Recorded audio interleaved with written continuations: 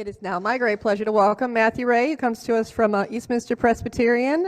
He's a librarian, outreach ministry team member, as well as a wonderful connoisseur of the organ. So please welcome and join Matthew Ray with us today. While you're doing that, I'm going to play a little bit of music from, and this is from my church. We have a pipe organ that we rescued from another church that closed. It's an 1898 Kilgan tracker organ. So she's going to check on that. So I'm going to start off with a couple clips from that. So I don't know who here was ever in a band. Okay, so who's heard of Percy Grainger? Hey, how about that? So really neat guy. So he was a British composer, and so he composed a lot of things for band, and a lot of things that are composed for band translate to the organ. And this is one of my favorite pieces.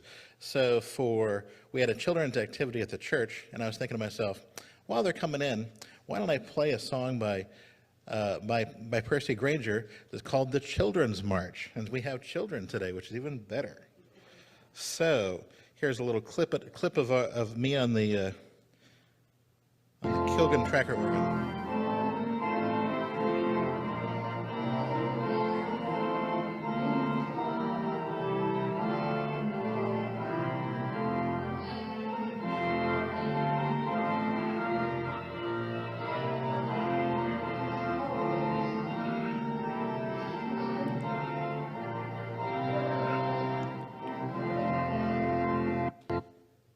So that is a pipe organ that was built in 1898. So that's kind of cool. So now we'll start with this, the history of the pipe organ. Next slide. Yeah. Okay. So the pipe organ is one of the oldest and largest musical instruments in the world, dating all the way back to ancient Greece. So initially it was developed as a water-powered instrument to test theories of pressure, and there were some scientific things going on with that, some physics, and it was originally called a hydraulis, and it basically it's evolved through various stages of its life, and to what we see today. So the hydraulis, next slide. This is a picture of it. Basically, it was invented in ancient Greece, and it's the earliest known organ, basically. And so by the 1st century, this was used as an instrument for churches, for entertainment, not really for religious purposes at that point, but for entertainment. And the Romans began to adopt it like they did with everything else with the Greeks. They're like, we like this. We're gonna steal this idea. So here's how it basically works. Is you have water pressure. So instead of having a bellows or a blower, you have that water pressure that goes through there, and you pump, and the water pressure releases the air through the pipes, which is kind of cool. So, and again, the earliest known examples of these they've actually dug up all the way back to 228 A.D. or B.C. Sorry. So that's kind of cool. So as organ building evolved, next slide. Oh, here's another example of an earlier organ. So this is a portable organ that you see someone playing, standing behind right there. And then the person blowing that horn actually represents one of the types of pipes, because pipe organs have various different types of pipes. And so many instruments that were other medieval instruments were incorporated, like flutes and trumpets, into what we know as the organ today. And it kind of happened over time. So in 757 AD, Emperor Constantine V of Byzantium gifted an organ to King Pepin the Short of the Franks. So this is interesting because this marks the time when the organ, made its way from Greece and from Rome to Europe. So this is how it arrived in Europe. And then through the medieval period, it began to become more common and have also continued to evolve in complexity as technology allowed. So originally it was in churches, accompanying Gregorian chant, and more complex liturgical music later on, as churches became known as the cultural centers of their time in the medieval time. So next slide.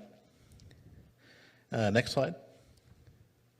Okay, so here we go. We have something here. So this kind of represents an earlier way of getting the air through the pipes. So instead of having to pump it through one pipe at a time with the hydraulis, you have these little levers down at the bottom, and those open and close valves on what's known as a wind chest, which is where the air goes through after it's regulated from either a bellows or from the hydraulis. And then those control the different keys, which would be different notes. So these pipes would be at different pitches, and that's when they developed that. So early organs relied on foot-operated bellows for air supply after they developed this. So, and then around the 13th century, advancements were made in keys to make it more like a standard keyboard. So what you see there with those little levers would be more like a keyboard. And the transition from levers to keys that could be depressed with the fingers, of course, allowed for more and more complex music through that time period. And that's where we get that wonderful medieval music that's so common to the organ. And so smaller organs, like the portative organ, became popular in the later medieval period. And this was for secular music, processions. The kings would have this in their courts and just for entertainment. And here's an example of that. See if it'll open. And this is kind of what that would sound like. And you can actually rest this on your lap as you're playing it. So it's totally portable, which is really cool.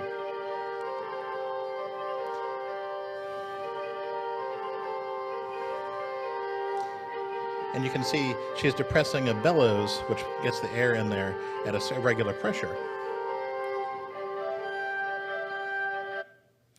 So that's kind of neat. And then the next slide.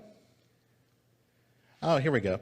So this is an earlier example of the bellows. Here's the bellows. So for larger organs, you would obviously have to, as those became popular, you needed more than one person to blow the air in, because obviously one person was very difficult, and also to regulate and stabilize the air pressure. So they figured out a way to have 3 or 4 going into a central duct, which you see here in the diagram. And the conflatorium is where it all connected. And then each of those had a valve that was a one-way valve, so the air wouldn't come back through, a little flap, usually a flap of leather. And so you'd have 3 people doing the bellows, and of course, as they would open more pipes, more organ stops, they would be going faster and faster to pump more air in, because of course that was needed. Next slide. And here's the backside of one of those portable organs, and you can see the 2 different bellows on the back of that. And you can see an early example of a keyboard with the person playing on the right side. Next slide. And so here's on a larger organ what would happen. So they began to take this idea of the bellows and expand it, and you would have a regulator. So this is a giant bellows, and it would be weighted, and there'd usually be two different ones, and there'd be large flaps of wood with usually leather all around it to seal the air in. And then there was a duct, which you see on the very bottom for the air, and it would go up to the wind chest above, and the pipes are on the very top, and they're put in what's called a toe board. So there's little holes in that toe board, and then each of the pipes drops into those, and has a mechanical connection to each key. So as you press a key, it opens a valve. Next slide. And of course, now we have much larger organs. This is an example of one in Garden Grove, California, at Christ Cathedral. And this, of course, has many keyboards. I believe it has 5 keyboards and controls about 100 sets of pipes or ranks, which are like, each one of those is a whole set, like a whole keyboard. And it represents a different set of sounds for each one. So you'd have some flutes, you'd have some diapasons, which are like the native, which the diapason is the term for the native organ sound. So that's like a pipe it's only an organ pipe. It's not based on any particular instrument. But you'd have flutes and reeds, and you'd have strings even. So lots of different colors of sound. Next slide. All right, next slide. And let's see here. That's zoomed way out. But this was in a silent movie, and of course in the picture that's not zoomed out, it's basically someone playing. There's a silent film going on in the background, and you have someone playing a theater organ down below. Next slide. And of course, this is someone accompanying a church choir, and they're playing a more traditional-looking organ. And next slide. And this one is the top of what's like a carousel organ. So you ever heard of seen those old carousels, and you'd hear the little organ music going with it? Now, sometimes it's digital, it's recording, but sometimes it's a player organ. So it's kind of like a player piano. It has a scroll that has different holes in it, and that represents the different notes. Well, this controls that the same way, and it has different organ stops that are combined as well. Or someone could be playing it. Is that a calliope? That might be a calliope, actually. But it's, yep. Basically an organ. Basically an organ, exactly. The next one.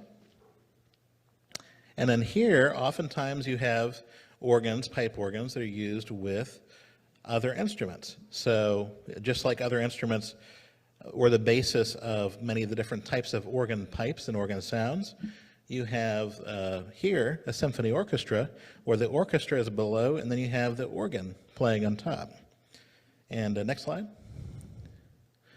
Parts and terminology. So this one's important. So here we have how the pipes are constructed. So you have it basically is like the reverse of a flute. So instead of blowing air in through the side on a flute, you blow it up through the bottom, and it resonates on the edge of the pipe through the languid and on the upper lip there. And of course, the ears just simply direct the sound. Those are 2 little vertical things that keep it this way. Otherwise, it wouldn't be very directional. And so it resonates on that, and it resonates at different pitches. So every pipe is a different length. The smaller the pipe, the higher the pitch, and usually the loudest. So if you see the little tiny pipes in a pipe organ that are the size of, I almost took one out, but I forgot to bring it over, but you can literally take it out, you can blow through it, and it'll sound. But there's some that are the size of a pencil or smaller, and those are the really screechy ones. And then you get the big ones that are 32 feet long, and that's your pedal pipes. So that would be like there's keyboards, and then there's pedal board. The pedal board is a full keyboard for your feet, and usually is the lowest note in the chord, but you can also play whole pieces on that. So, and that's your low rumbly sounds. So next one. And this is the different types of pipes. So you have 4 basic types. You have your diapasons, then you have your strings, and these are different ones. Then you have, like here, you have an oboe. I believe and the last one's a trumpet stop. So you can see it's flared, and it actually is more directional. So you have the trumpet going out, and the sound goes out through the front instead of through the side, through the mouth of the pipe. So, and then of course for that square-looking one is, you see this a lot of times on your bigger pipes, is usually it's called an open wood, which would be like your bass pipes, and those can be really big or really small. And it has a stopper on the top. Let's say your ceiling is 16 feet, and you want a 32-foot pipe. You have a stopped diapason, so it resonates at the pitch of a 32-foot pipe, but it's only 16 feet long. And that also is how you tune it. Next one. And here's a typical organ console. So this is where you play. And you have your console has your key desk, which is basically, it looks like a desk. You sit at your desk and there are keys. That's why they call it the key desk. But you have from anywhere from 1 to as many keyboards as you want. Some pipe organs, like the one at Boardwalk Hall in New Jersey, have up to 8 keyboards. So, and then you have all the knobs on the side. Each side, those are different sets of pipes. So you push and pull those, and you combine the colors of sound. So it's basically like the earliest synthesizer, but a manual one. So you're combining different colors of sound, which is great. Next slide. And so here is, initially you'd have a bellows, which would regulate those multiple bellowses, would regulate the wind pressure for the pipes. But now what you have is you'd have either a bellows going into it or a blower, and this is your regulator, which basically has your reservoir where you have the air at a certain pressure. And you can see the bricks on top. That's to apply a steady amount of pressure at a certain, depending on how the instrument is, to maintain a certain pressure. So wind pressure, different pipes require different wind pressures. So this regulates that. So no matter how much air is being pumped in, it's always going to be a certain pressure. So it'll resonate at the correct pitch, and it won't overblow or underblow.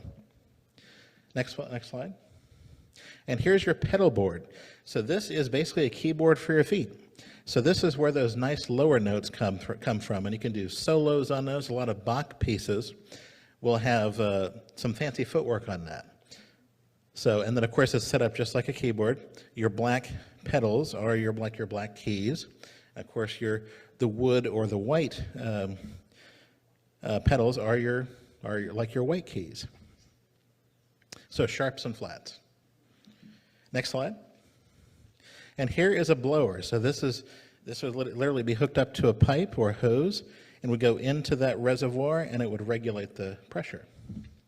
Next slide. And here is that toe board and wind chest. So you see the little holes there? Those are where you set your pipe in on top, the upper piece that's just the wood, and then down below you see where the little donut-looking things are. Those are usually made out of leather, and those are pouches that seal around the air, or around the pipes, so air doesn't escape, and that's called your wind chest. And of course that front part is actually plexiglass, so the organ maintenance folks can see when you're maintaining it. They can see if there's any dust that accumulates inside, and they can clean it and maintain it. And that's also usually where on an electronic or an electromagnetic organ, where the solenoids would be to open and close the valves. So that's really neat for that. Next slide. All right, next slide. And so here's a portative organ, or portable organ. It's in this picture, this beautiful stained glass. Next slide. And this one is what's known as a tracker organ. So a tracker organ is very much like a portable organ, but on a larger scale. So this is what the earlier organs from the medieval period would be on through the advent of electricity. And so each of those wires and horizontal pieces connect to the keys and manually open and close valves. Next slide. And here's a close-up of how that action works. And you see there's different pull-downs and levers that go across, and those intersect with every single key. Next slide. And of course, on a newer organ, you would have draw knobs that would open and close valves electronically. So next slide. And here is an example of an electronic organ. So there are a lot of incidences where an actual full pipe organ is just not feasible. And so through digital modeling technology and through pipe sampling, which is where they record real pipes, you can actually have the sound of a pipe organ coming through speakers instead of pipes. And so that's really cool. Next slide. And of course, hybrid organs, next slide, would be organs that are both pipe and electronic. And sometimes there are situations where you want a pipe organ, but you don't have the physical space for all the pipes, usually the lower notes, and those are recreated digitally. And so this is your console where you play both the digital voices and the pipes together. And it's a fun game sometimes on those, especially the newer ones, to guess which ones are real and which ones are fake. And that's always a fun game, because nobody can ever guess that, especially with the lower notes. Next slide. And the future of organ building. So basically, the organ building has been around since the Greeks. And so now we use it for so many different things. We have different types of organs, for different purposes, and it's still a viable industry that's a growing industry. So there was a little bit of a decline back in, I would say, the 80s and 90s, but it's starting to come back. So now the fun part, you get to hear some stuff.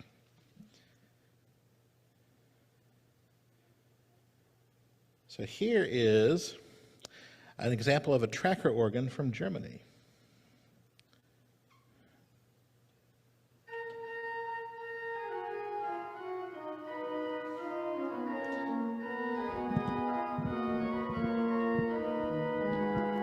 I'm going to come around so you can see too. And here they are playing the organ there. And this is an organ from the 1700s. So it's very cool.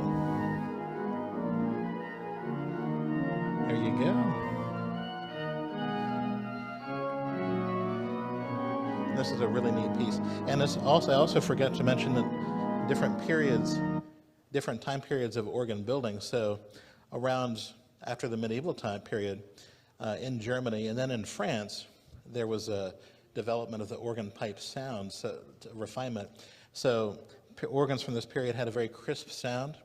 And of course now, going back to now, starting in the 1960s, there was a movement called the organ reform movement, which basically was to bring back those very crisp, clear sounds to organ building, so it wasn't so much the American classic sound that you hear. So let's see if there's another one here. Okay. And here is a French organ from a little bit later, and you can see how it's a little bit different in timbre. There's also a little bit more variety in sound with more string voices.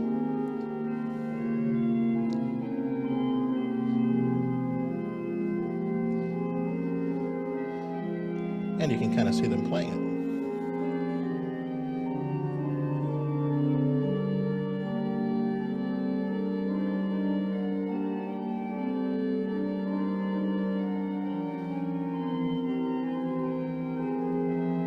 Takes a lot of coordination to do that. And I'm not very coordinated.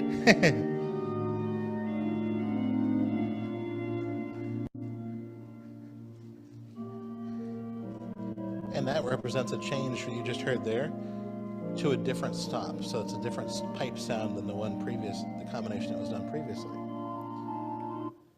Okay.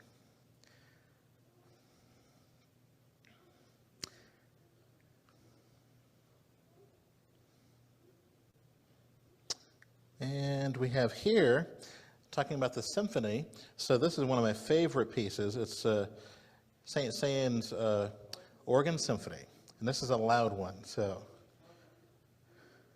And this is the organ playing with the orchestra.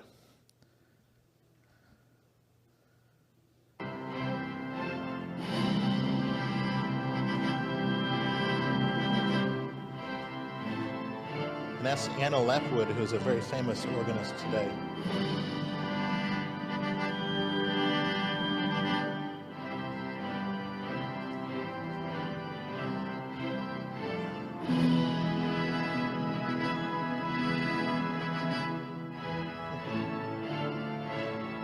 And this organ has 5 keyboards and about 200 stops.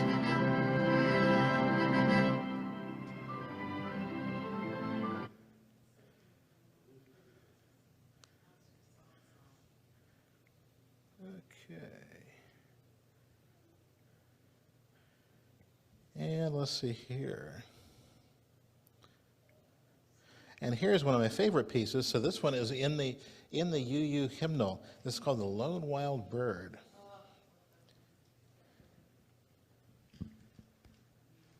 Once my ad stops. Then I'll turn the sound back on. Luckily, ads do make it free.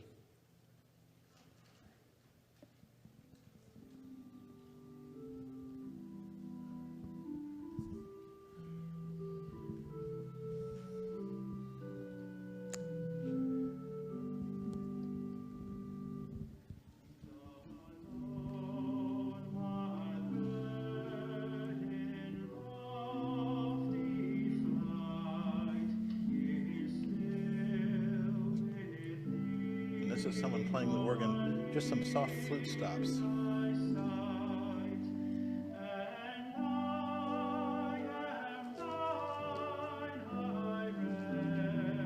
And so for a piece like this, you would have fewer stops on at the same time for like a soloist versus a whole choir.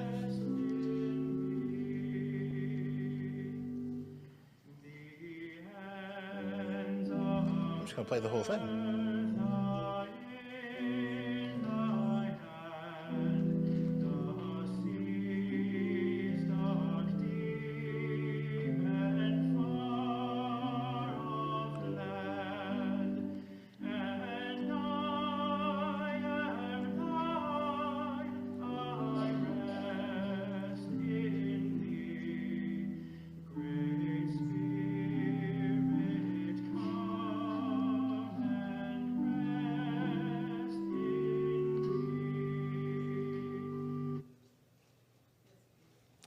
That's one of my favorite pieces. And that is in over 100 hymnals, including ours here, which is really cool. Well, let's see. I think I might have one more. Let's see if I got it or not.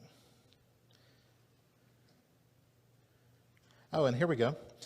And this is also, again, silent movies and things like that.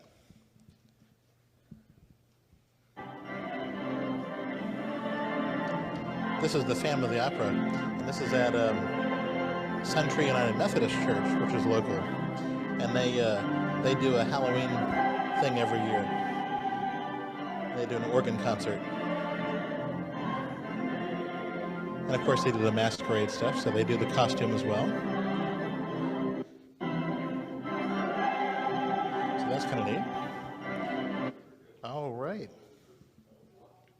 and I think that's it. Any other questions? So our organ at Eastminster is a tracker organ, mechanical action organ, pipe organ, and it has a blower, but it was electrified to add that. So the blower is the only electric part, except for the light switch for the music rack. But that organ was built in 1898 by George Kilgan and Sons, and that was it originated at a church in New York State, and then it made its way down to a church in Orlando. And when that church closed, of course, me being the scrounger, I was looking for hymnals. So I was like, oh, I'll pick up some hymnals. And I saw that organ, and I was like, oh, what are you guys doing with this thing? You know, as a joke. And they're like, oh, we're going to scrap it. I'm like, hold on a minute. So then when I found that out, I was like, I made a few calls. I said, we need to get this. We need to save this organ. I don't know where we're going to put it. We'll put it somewhere. It'll be playable. It'll be somewhere in our facility. And so I convinced the church to fork over about $8,000 to get it moved in. And so we spent another additional $12,000 to get it voiced and installed in our balcony. And it went up piece by piece. So we had a crane that had to lift it in, like a small lift. And so they'd lift it up over the balcony rail piece by piece and then have it reassembled. And I actually got to help put it together. So putting the pipes in, putting the wind chests in, it was really cool. And it was just, it's amazing how much goes into that mechanically, because every draw knob had to be reassembled, put back in, and reconnected to the pipes. How many rings? It's roughly 7 rings, very small. Yeah, I just want to know, you put 20K in, how much is it worth? It's worth about $200,000, because typically a pipe organ, even a small one, starts at about, because a large organ, like the one at Advent Lutheran, that's a larger organ, this is a bigger room. and that organ's worth about $1 million. So there's some organs, and of course ours is worth about 200,000. And then the one at Rockledge is about halfway between. It's probably about 800 to 600, 800,000. Wow. And it's also a hybrid organ now. So it started out as a pipe organ, and Myers wanted to expand it, and he did not like the idea of adding digital voices until the technology got so good that he's like, we can do it now. And then back in the 80s, of course, digital technology was just beginning. It wasn't so good. And so they got a new console, and then, of course, repaired the pipe. There were some issues on the pipe organ because it was older at that time. And so about every 25 years, you have to get it looked over. And service call, yeah. And then they added some digital voices, and I can't tell which ones are which.